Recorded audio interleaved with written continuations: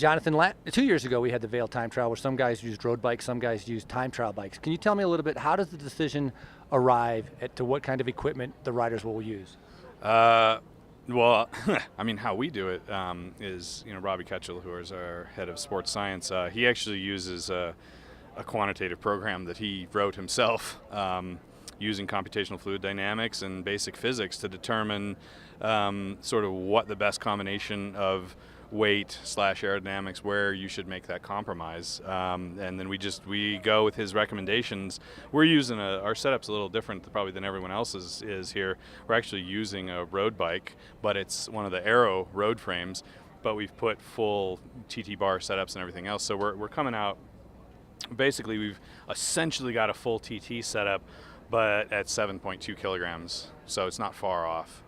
And when Robbie makes a recommendation like that, do all the riders tend to follow it no matter what, or some of them might not be so comfortable maybe with the recommendation? Yeah, I mean, at first, I think guys kind of said, no, I'm going to do this or I'm going to do that or whatever else. But what really changed it last year was he made some real specific recommendations at the Tour of Romandy for Talansky.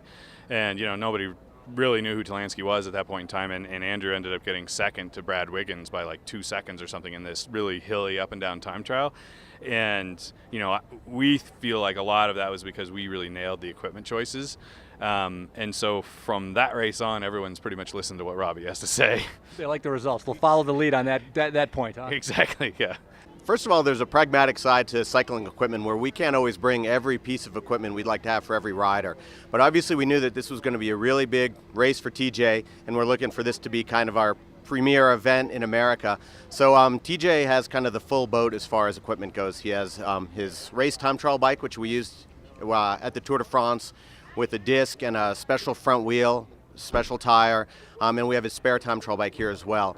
For Matthias, we have his time trial bike, which is the standard BMC TM01 with a disc and a Shimano C50 front wheel. And for the other riders who are kind of more our workers, where their results today aren't quite as important, you'll mostly see road bikes with clip-ons and our basic deep wheels. And who ends up making that decision? Is that an equipment choice that the directors make, or does it come from the rider on a hilly time trial, if they're using a time trial bike or using a road bike with clip-ons?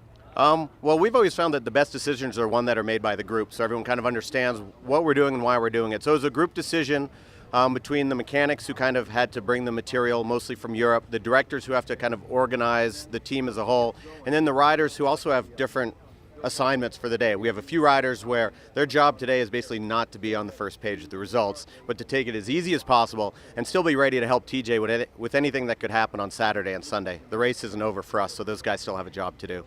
Here with Tom Zerbel, U.S. National Time Trial Champion. Tom, on an uphill finish like this, a lot of guys go debate between road bikes, time trial bikes. How do you come to a decision on what kind of equipment to use? Well, for me, it was pretty easy. I've been on my road bike set up as a TT bike since day one. Since before Gila. So I just have a better fit on that, just because I'm so big. It's been hard to get a proper fit on a TT geometry. So that was an easy one for me. It's already built up. But other than that, like wheel selection, I'm going full Aero because I'm in the mindset it's going to be fast and good for me. So I'm not going to worry too much about climbing wheels. I want as much aerodynamic advantage as possible.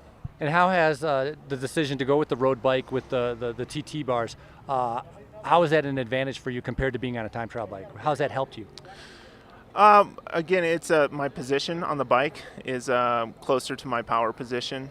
With the time trial geometries, they're just more steep seat angles, so I've been able to just mimic my road position a little bit better, and that's where I generate my power. And I sacrifice a little bit of aerodynamics, but my frame is much lighter than all the other TT bikes out there, so that's good for the mental part of it as well. So not that a few ounces here and there makes much difference when you're running close to 200 pounds, but it's all the mental. But the overwhelming decision is being able to put out that power. For me, yeah, it's all about power. Comfort and power.